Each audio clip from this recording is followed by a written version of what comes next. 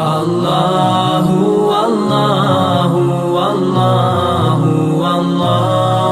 اللہ اللہ اللہ اللہ۔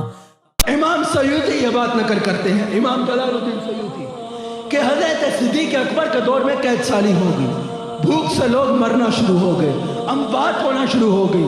ایسے میں ٹھنڈی ہوا کے جھونکے کی صورت میں خبر ملی کہ عثمان غنی کا 1000 خزانے سے بھرے ہوئے اونٹوں کا تجارتی قافلہ شام سے مدینہ پاک پہنچ رہا۔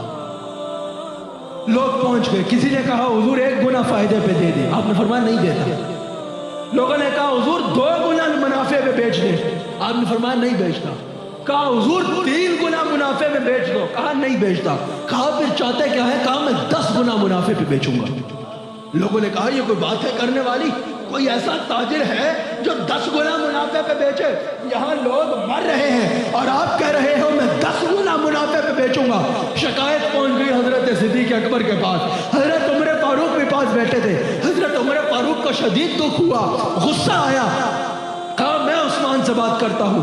حضرت عثمان غنی کے پاس گئے، کہا عثمان کیا تم وہی نہیں ہو جس نے حضور کے ایک اشارے پہ بیر روما خرید کے پیش کر دیا تھا؟ کیا تم وہی نہیں ہو جس نے حضور کے ایک اشارے پہ جنت البقیع کے لیے زمین دی تھی؟ کیا تم وہی نہیں ہو جس نے ایک فرمان پہ 950 اونٹ دے ڈالے تھے؟ کیا تم وہی نہیں ہو جس نے 50 گھوڑے ایک کہنے پہ دے ڈالے تھے؟ ہزار اشرفیاں جوتیوں پہ وارا کرتے تھے۔ آج تمہارے دل میں مال کی اتنی حوث آ گئی ہے کہ مسلمان مر رہے ہیں اور تم 10 گنا منافع مان رہے ہو۔ عثمان مسکرائے، کہا عمر حیرت ہے، آپ بھی میری بات نہیں سمجھے۔ دنیا میں کوئی تاجر ایسا ہے جو 10 گنا منافع دے؟ کہا نہیں ہے، لیکن کہا حدیث پڑھو، حضور کہتے ہیں کوئی 1 نیکی کرے اللہ 10 نیکیاں لکھتا ہے۔ میں 10,000 گنا پہ اللہ سے سودا کر کے سارا مال حضور کی امت کے نام کر رہا ہوں۔